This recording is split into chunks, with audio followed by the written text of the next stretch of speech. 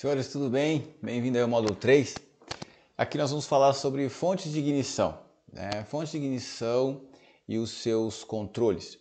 Então, nesse módulo, nós vamos falar um pouquinho sobre faísca, Nós vamos falar um pouco sobre a eletricidade, que é um grande potencial de gerar um incêndio, porque é uma fonte de ignição. Vamos falar novamente da eletricidade estática. Então, vamos lá? Então, aqui a gente vê, novamente aí o tema do nosso módulo, fonte de ignição. O que ele trata aqui? Que o principal risco, o que ele está falando, que o principal risco que a gente tem aqui químico, o mais significativo, mais grave, é quando existe a possibilidade de um vazamento de produto inflamável.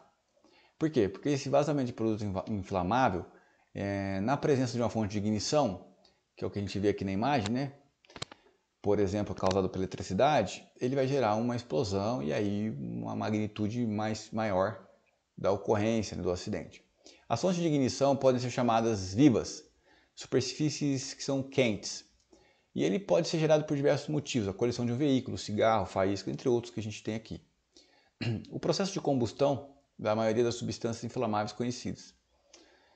Então o que ele está tratando aqui na verdade, Ele fala o seguinte, que a superfície quente, que pode ser através do cigarro, de uma faísca de atrito, uma eletricidade dinâmica ou estática, pode gerar uma temperatura suficiente para iniciar o processo de combustão, da maioria dos produtos que são denominados inflamáveis aí, tá?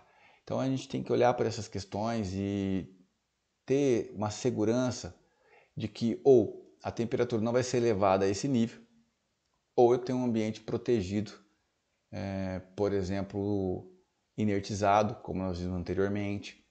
Então, de alguma maneira, eu tenho que ter uma medida de controle, ou para não existir, no caso aqui, nesse modo, para não existir a fonte de ignição, tá? Esse é um caminho, mas existem outros sem você trabalhar a fonte de ignição. Você sempre tem que lembrar, você sempre deve lembrar do triângulo do fogo, que eu te vai ver no próximo módulo, se você não conhece ainda. Você tem que, de alguma maneira, não permitir que ocorra a reação em cadeia. O que é o triângulo do fogo, Adiantando um pouquinho o próximo módulo.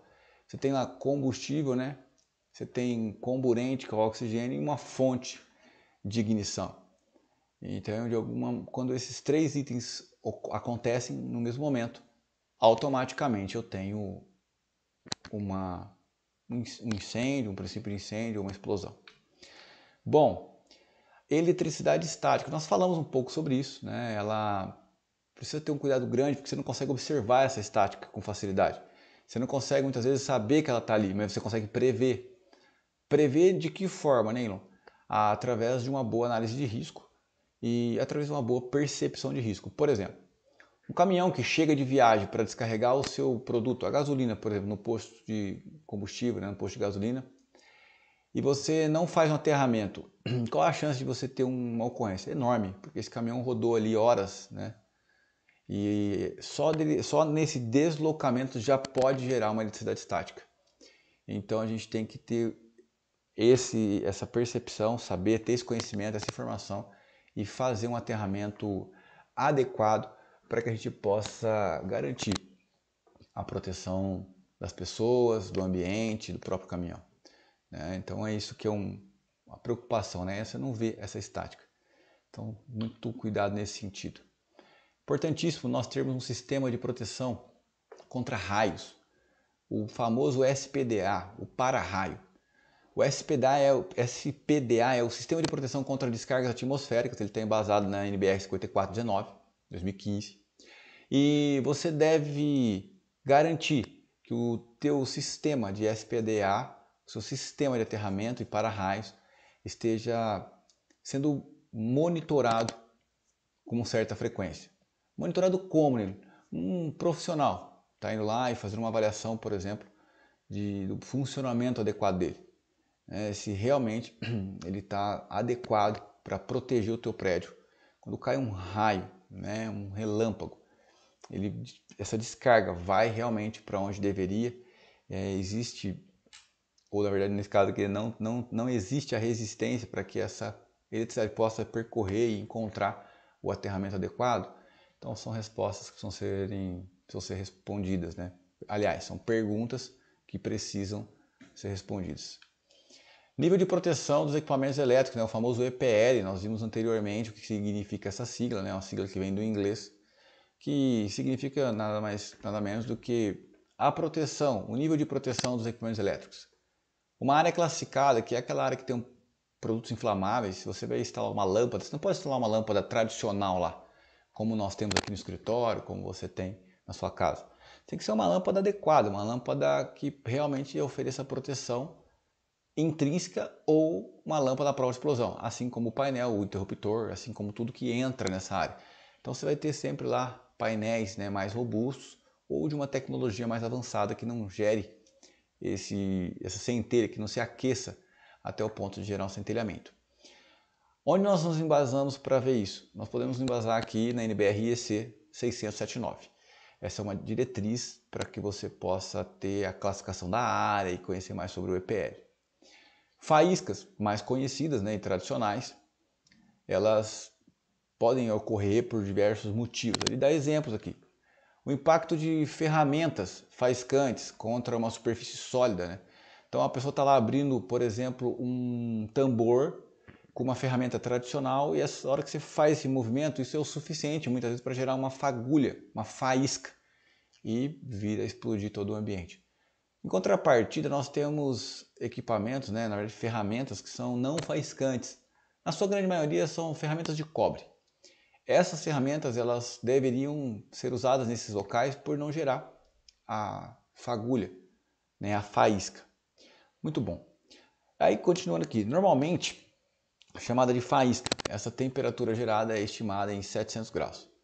Uma brasa de cigarro tem 1000 graus Celsius. Então, para a gente fazer um comparativo, né? Nunca, jamais jogar um cigarro, né, em algum lugar.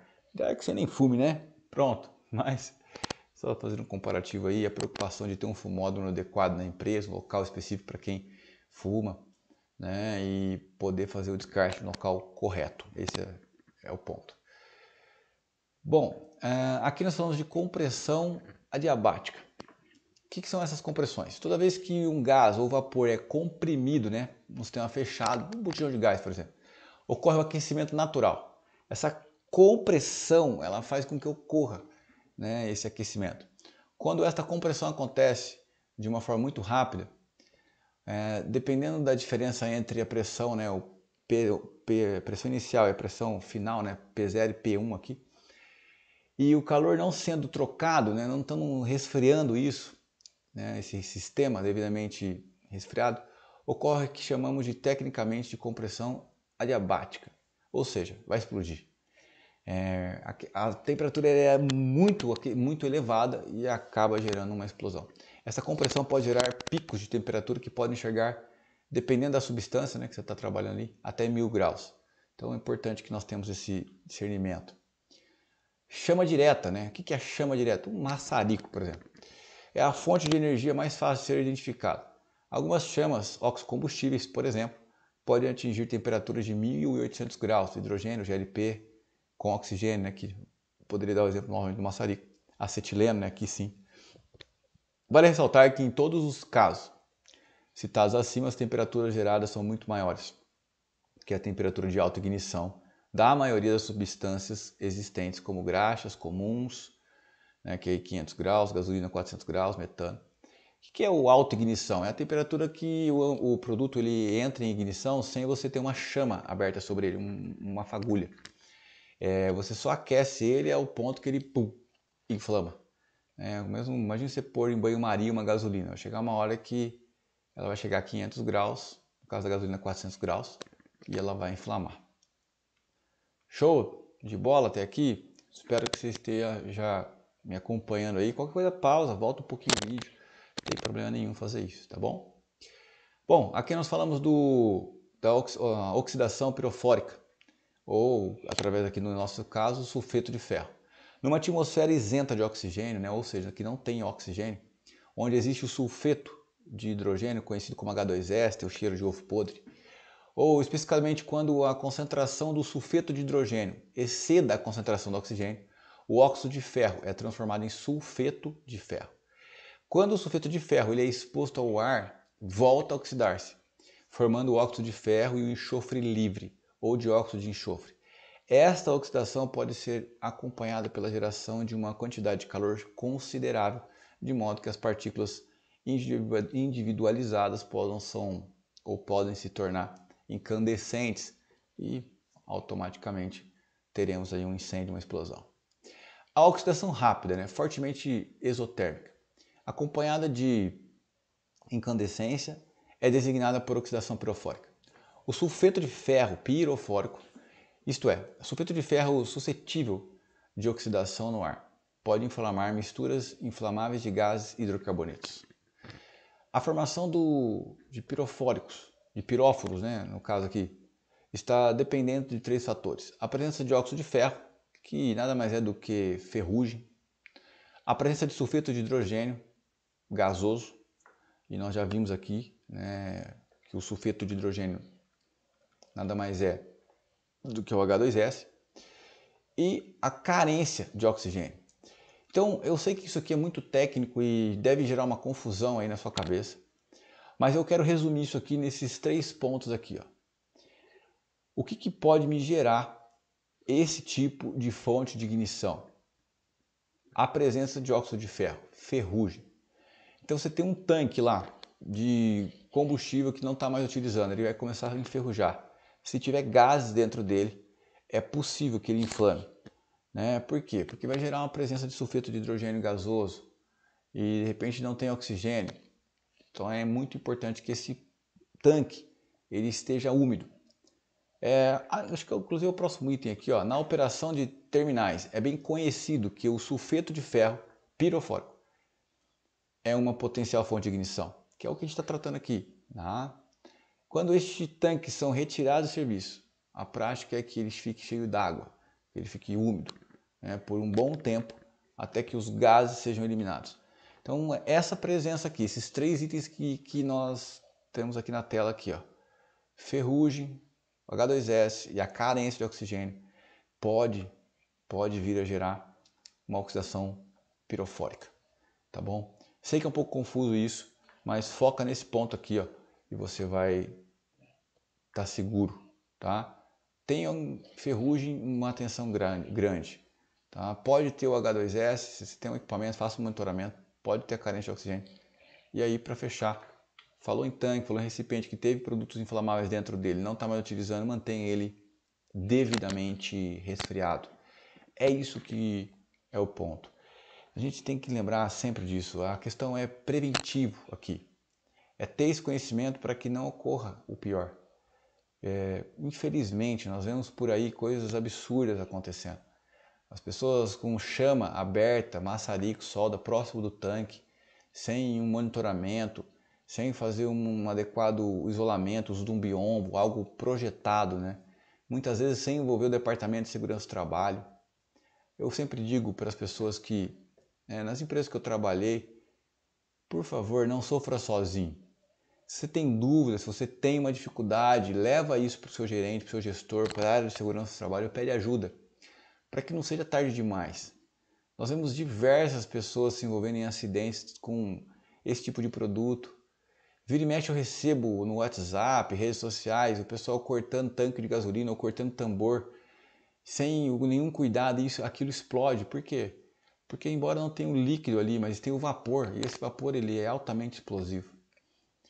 Então, receba essa informação aqui e mais do que isso, leve ela adiante, converse sobre isso com outras pessoas, contribua no assunto segurança do trabalho.